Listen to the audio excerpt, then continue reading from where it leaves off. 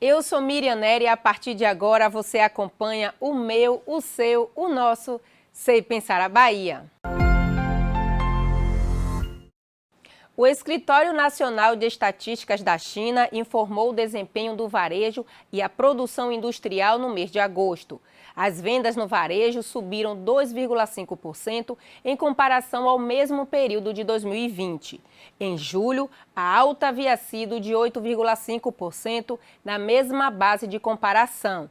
Em relação a julho, as vendas no varejo da China de agosto subiram 0,17%, de acordo com o NBS, após queda de 0,13% registrada em julho ante junho.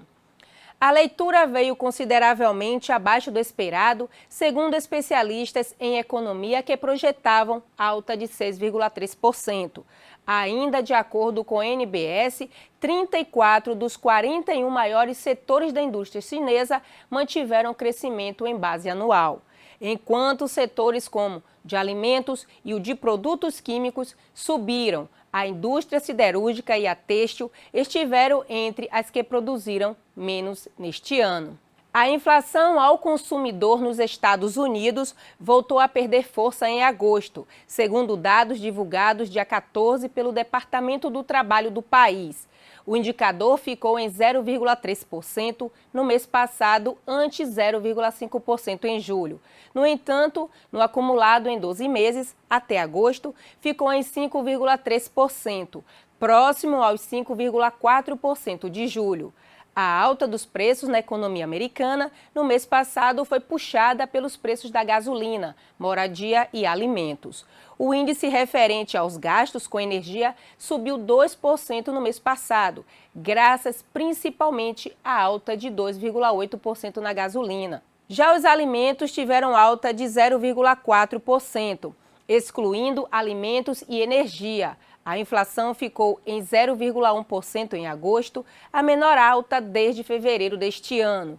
Embora a inflação provavelmente tenha atingido seu pico, a expectativa é de que ela permaneça alta durante parte de 2022, que já os preços de muitos serviços relacionados a viagens ainda estão abaixo dos níveis pré-pandemia. O governo dos Estados Unidos ordenará vacinas ou testes de Covid-19 semanais a todas as empresas com mais de 100 funcionários em um novo esforço para derrotar a variante Delta do coronavírus, que gera uma maior onda de contágios, informou a Casa Branca no dia 9. As empresas devem se assegurar de que sua força de trabalho esteja completamente vacinada ou exigir dos trabalhadores que não se vacinarem que obtenham um teste com resultado negativo pelo menos uma vez por semana, sugere o Departamento de Controle de Pandemias dos Estados Unidos. A medida afetará cerca de 80 milhões de pessoas e se soma à extensão da obrigatoriedade da vacinação para funcionários federais e todos os que trabalham em hospitais e recebem reembolsos federais de cuidados médicos. E agora iremos falar sobre uma pesquisa realizada pela SEI no Hospital Prado Valadares. E quem vai explicar para a gente é o diretor de pesquisas da SEI, Jonatas Espírito Santo. Ao entrar em qualquer estabelecimento, queremos sempre ser bem atendidos, não é mesmo? E como cidadão, sim, todos nós, ao ter contato com o serviço público, também esperamos que seja um serviço de excelência.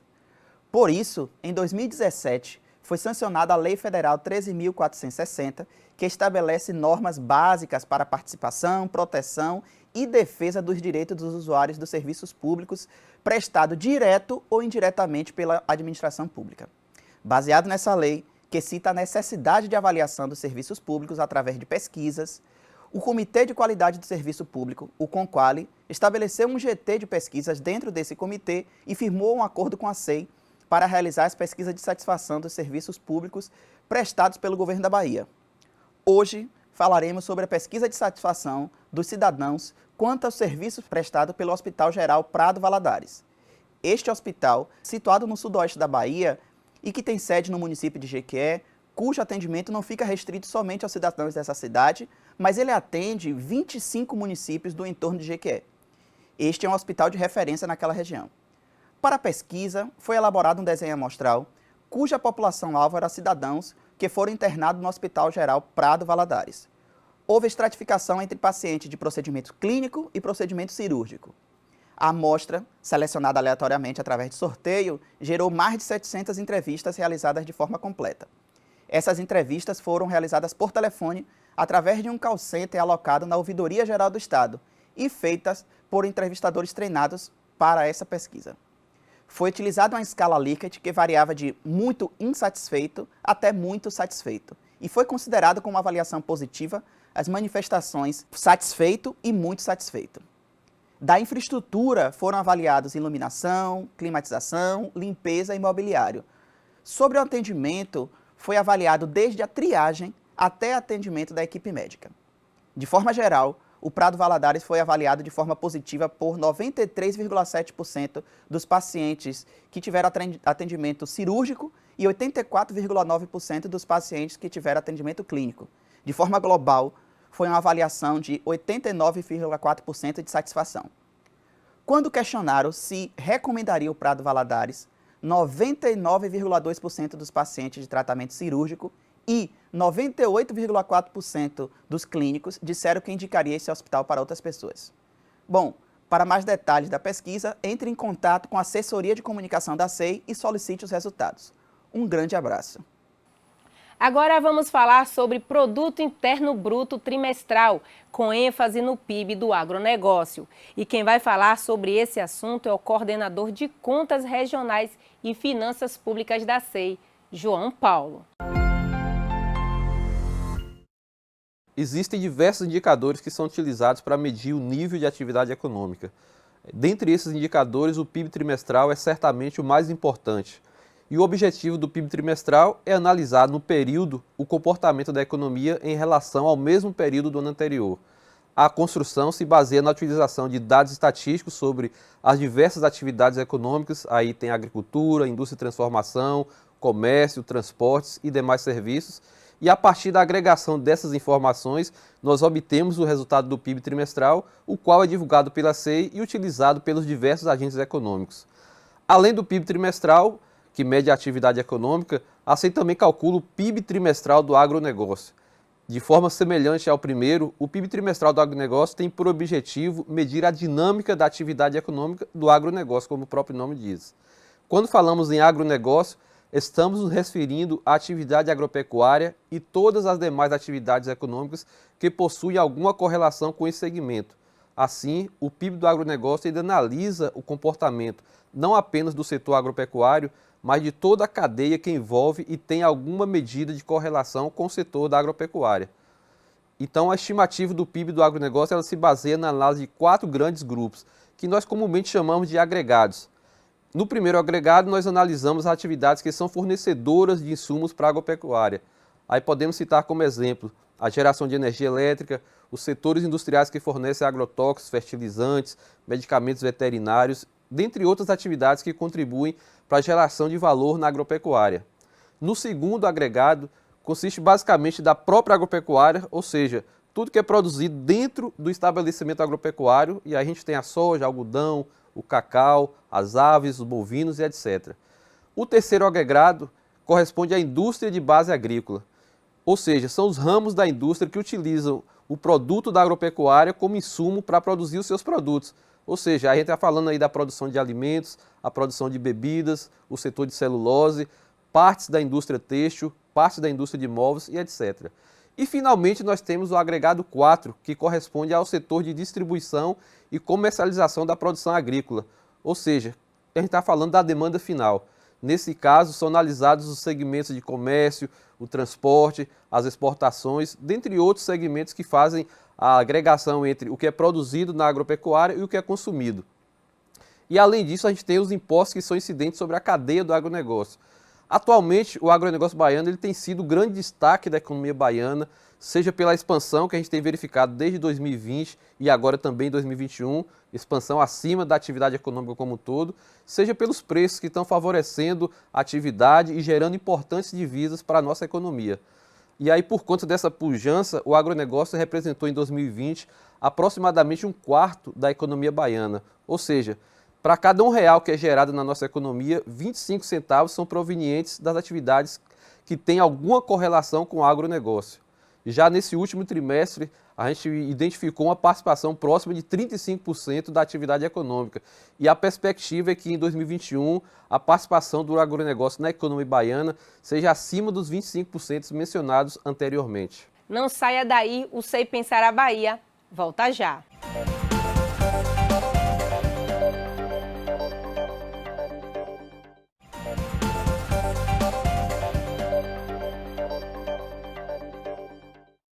Estamos de volta e agora vamos acompanhar os destaques no cenário econômico nacional.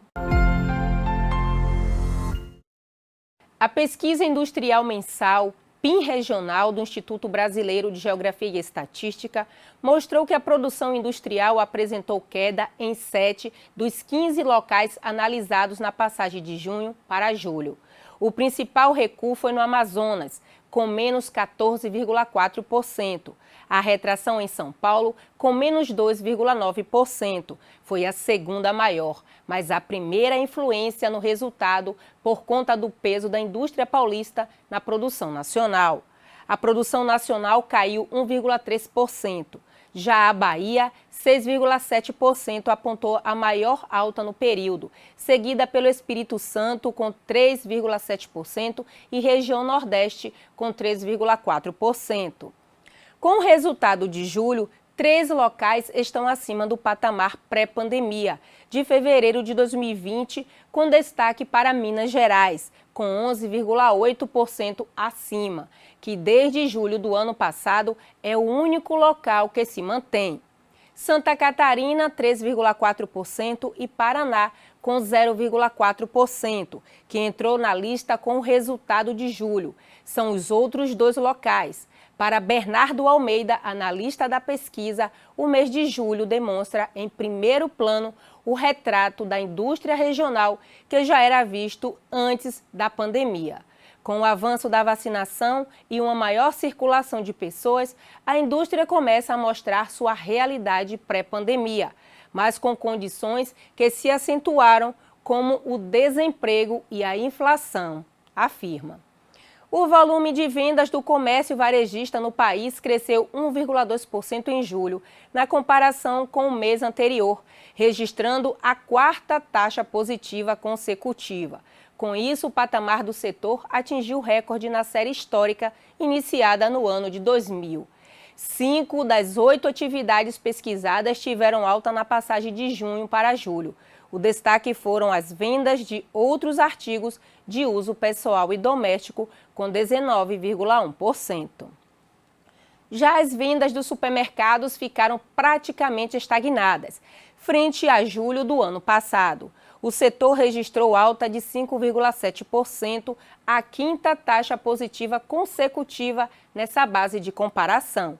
No ano, o varejo acumula crescimento de 6,6% e nos últimos 12 meses cresceu 5,9%. Os dados são da pesquisa mensal de comércio, divulgada dia 10 pelo IBGE. Apesar do avanço, o movimento intersetorial do comércio é muito heterogêneo. Algumas atividades ainda não conseguiram recuperar as perdas na pandemia, como é o caso de equipamentos e material para escritório, que ainda está com 26,7% abaixo do patamar pré-pandemia, ou combustíveis e lubrificantes, que está em 23,5% abaixo, analisa o gerente do PMC, Cristiano Santos. Os dados da pesquisa mensal de serviços do IBGE, divulgada dia 14, mostram que o volume de serviços cresceu 1,1% na passagem de julho para julho. 4ª taxa positiva seguida, acumulando no período ganho de 5,8%. Com isso, o setor está 3,9% acima do nível pré-pandemia, em fevereiro de 2020, e também alcança o patamar mais elevado desde março de 2016. Mesmo com o avanço, o setor ainda está em 7,7% abaixo do recorde histórico, alcançado em novembro de 2014.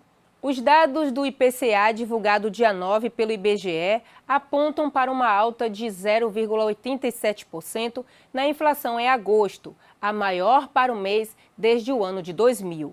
Com isso, o indicador acumula altas de 5,67% no ano e de 9,68% nos últimos 12 meses, acima do registrado nos 12 meses até julho, com 8,99%. Em agosto do ano passado, a variação mensal foi de 0,24%. 8 dos 9 grupos de produtos e serviços pesquisados subiram em agosto, com destaque para os transportes, que teve a maior alta de preços, puxado pelos combustíveis. O grupo registrou a maior variação de 1,46% e o maior impacto, com 0,31 pontos percentual no índice geral. A gasolina subiu 2,80% e teve o maior impacto individual, com 0,17 ponto percentual. Etanol com 4,50%, gás veicular com 2,6% e o óleo diesel com 1,79%. Também ficaram mais caros no mês. O preço da gasolina é influenciado pelos reajustes aplicados nas refinarias, de acordo com a política de preços da Petrobras. O dólar, os preços no mercado internacional e o encarecimento dos biocombustíveis são fatores que influenciam os custos, o que acaba sendo repassado ao consumidor final. No ano, a gasolina acumula alta de 31,9%. O etanol 40,75% e o diesel com 28,02%, disse o analista de pesquisa André Felipe Guedes Almeida. E agora iremos dar um giro pelo interior. E no giro pelo interior dessa semana vamos falar sobre visibilidade institucional e financeiro do PSA, pagamento por serviços ambientais.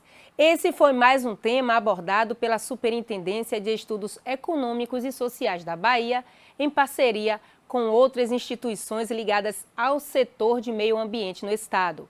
A rodada de discussão foi transmitida através da plataforma digital Seicolab. O mestre em Conservação da Biodiversidade do Estado de São Paulo, Flávio Orridos, participou do debate e fez uma série de questionamentos sobre o pagamento por serviços ambientais na Bahia. Segundo Orridos, a iniciativa tem um prazo na lei de 2 a 5 anos para ser cumprida. Mas para quem vive na zona rural, essa espera se torna inviável. 5 anos não é tempo suficiente numa propriedade rural para implementar um conjunto de ações que vai garantir a sustentabilidade e a perenidade daquela conservação por um longo período de tempo. As ações de um programa de PSA de 5 anos, elas podem perdurar por quanto tempo mais? Por 2, 3, por mais 5 anos? No máximo. O especialista destaca ainda 3 vertentes para que o pagamento por serviços ambientais seja mais rápido aqui no estado: Cadastro Ambiental Rural, ICMS ecológico e meta de redução.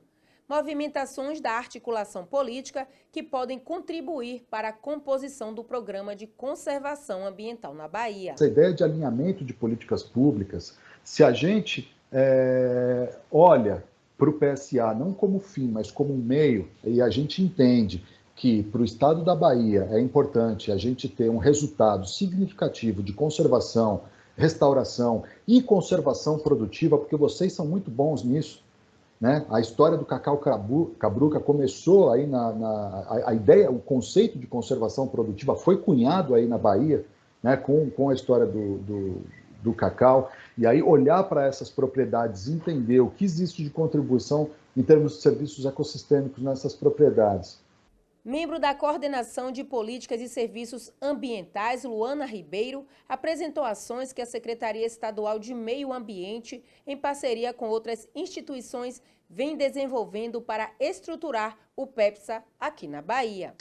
Então, a gente está fazendo o levantamento e mapeamento das iniciativas de PSA no estado da Bahia, também através dessa participação no GT Técnico da SEI, em parceria com a UESC. Então, queria citar também aqui a pesquisadora Naira, da UESC, que faz um excelente trabalho nesse tema e está participando de tudo que acontece em PSA na Bahia, né? E a gente está em parceria com ela para ver como a gente insere como a gente consegue aproveitar as informações que ela já levantou desse mapeamento de iniciativas de PSA, de como estão as políticas municipais. Então, isso está avançando bem. Estamos fazendo também intercâmbio de informações com outros estados que têm programas de PSA já estabelecidos, porque a gente entende que isso é muito importante para evitar certos gargalos que os outros estados já passaram. A gente teve uma reunião muito proveitosa lá com o Rio de Janeiro, com o INEA, com a pessoa Maria Ikemoto, que já ajudou bastante a gente. A gente também está fazendo uma pesquisa com o estado do Maranhão, que está também constituindo agora o programa de PSA deles. Além disso, a interação e contribuição técnica com o Comitê de Bacia Hidrográfica dos rios do entorno do Lago de Sobradinho. Então, a gente está em vias de elaboração do seminário de PSA para orientar e capacitar os municípios participantes do comitê. O diretor de estudos da SEI ressaltou a implantação do PSA na região da Chapada Diamantina e da expectativa de outros projetos que já estão sendo debatidos junto ao governo do estado. Juntando o conhecimento de toda essa equipe, reunindo o pessoal de Secretaria de Turismo, fazendo as pontes e articulações na esfera federal também, com o Ministério do Meio Ambiente, com o Ministério do Turismo. Esse ministro que está agora, ele é um cara aberto ao diálogo. Esse ministro que está agora, apesar dele ter o pé lá no agronegócio também, ele tem um discurso de PSA, ele tem esse discurso. Ele já vem com esse discurso há muitos anos. Agora você vai acompanhar o desenvolvimento econômico aqui na Bahia. O PIB do agronegócio baiano, calculado e divulgado dia 14 pela Superintendência de Estudos Econômicos e Sociais da Bahia, registrou crescimento de 8,5% no segundo trimestre de 2021, na comparação com o segundo trimestre de 2020. Mais uma vez, os resultados mostram a importância do segmento para a economia baiana. O crescimento do PIB do agronegócio foi superior ao crescimento observado para o conjunto da economia baiana, que no mesmo período apontou crescimento de 6,7%. O agronegócio é composto pelo setor de insumos para a produção agrícola e pecuária, pela produção agropecuária, indústria de produtos agro e também transportes e comercialização dos produtos, explica Armando de Castro, diretor de estatísticas da SEI. Ele explana ainda que os valores monetários, o agronegócio baiano totalizou 33,8 bilhões de reais, correspondendo a 35% de toda a economia baiana no segundo trimestre. Isto é, para cada real gerado na economia baiana, mais de 1/3 proveio de atividades associadas ao agronegócio. O indicador de confiança do empresariado baiano, ICEB, índice que avalia as expectativas do setor produtivo do estado, calculado pela SEI, marcou menos 41 pontos em agosto. O nível de confiança, portanto, foi maior do que o observado no mês antecedente, com menos 101 pontos, e no mês do ano passado, menos 301 pontos. Trata-se do 5º avanço mensal, fortalecendo assim a trilha de recuperação da confiança empresarial. Em relação ao registrado um ano antes, significou uma variação de 260 pontos a mais. Segundo Luiz Lobo, integrante técnico da SEI, as 5 altas sucessivas recentes do indicador de confiança do empresariado baiano foram suficientes não somente para suplantar o recuo observado ao longo do primeiro trimestre deste ano, como também conduzir a confiança ao patamar mais elevado desde fevereiro do ano passado. O avanço no nível de confiança de julho a agosto não aconteceu de forma generalizada, visto que não foi realidade para uma das 4 atividades. Agropecuária, serviços e comércio exibiram alta em seus indicadores. A indústria experimentou contração. No comparativo com o mês do ano antecedente, por outro lado, todos os setores apresentaram expansão. Do conjunto avaliado, os índices juros, crédito e abertura de unidades apresentaram os indicadores de confiança em pior situação no mês. Em contrapartida, as variáveis PIB nacional, PIB estadual e vendas foram aquelas com as melhores expectativas do empresariado baiano. A Bahia lidera a produção nacional de níquel, conforme dados obtidos pela Agência de Mineração. De acordo com os números, a produção mineral comercializada pelo PMC até agosto de 2021 já é superior em mais de 70% em comparação a todo o ano passado, além de ter ultrapassado o estado de Goiás, que ocupava a liderança em 2020. Este ano, a produção de níquel na Bahia já ultrapassa 800 milhões de reais, enquanto em todo o ano de 2020 foi de pouco mais de 480 milhões. Já a produção goiana, até agosto deste ano, é de aproximadamente 540 milhões. O níquel é um dos metais mais versáteis do mundo e é componente de diversos produtos comuns no nosso dia a dia. O minério possui uma larga utilização na indústria, com o intuito de garantir mais qualidade ao ferro para a fabricação do aço inoxidável e, junto com o cobre, aumentar a resistência à corrosão. Além disso, o níquel também é utilizado na produção de baterias para carros elétricos, cuja demanda deverá multiplicar-se por 19 até 2040, caso o mundo atinja as metas do Acordo de Paris sobre o clima, segundo a Agência Internacional de Energia.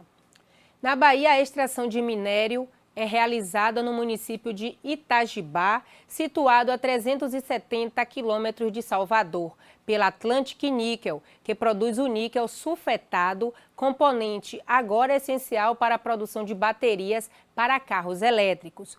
O mercado possui alta demanda no continente europeu e asiático, principalmente devido ao caráter sustentável desse tipo de automotor.